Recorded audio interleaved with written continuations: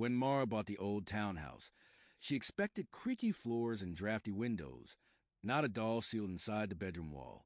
She found it during renovations. A hammer blow cracked through the plaster, and something tumbled out, hitting the floor with a soft thud. It was a small cloth doll with button eyes and tangled black yarn hair. Its face was stitched into a crooked smile, but the thread had frayed, so it looked more like a smirk. Mara laughed at first. Creepy, but harmless, she thought. That night, she placed the doll on a shelf across the room and went to sleep. Around 2:14 a.m., she woke to the sound of faint scratching. She assumed it was coming from outside, maybe a tree branch brushing a window. But when she opened her eyes, she saw the doll had fallen from the shelf. Except it wasn't on the floor. It was sitting upright on the edge of her bed. Mara froze. "Okay," she whispered, trying to steady her breathing. "I didn't put you there."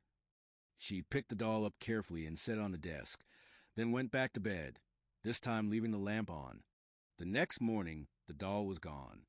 Not misplaced, not moved, gone. Mara searched the room, every drawer, every corner, even in the floorboards where the wood had warped. Nothing. But that night, around the same time, 2:14 a.m., she woke again to breathing. Slow, rasping breathing coming from under the bed.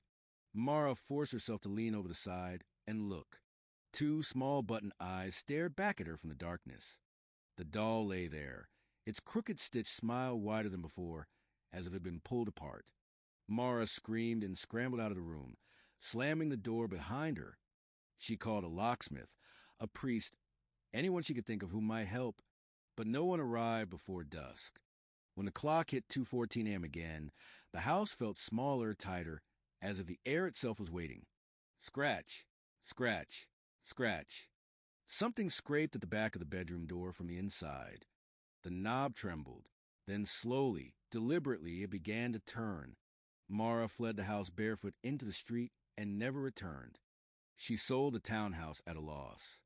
But the new owners never reported anything strange.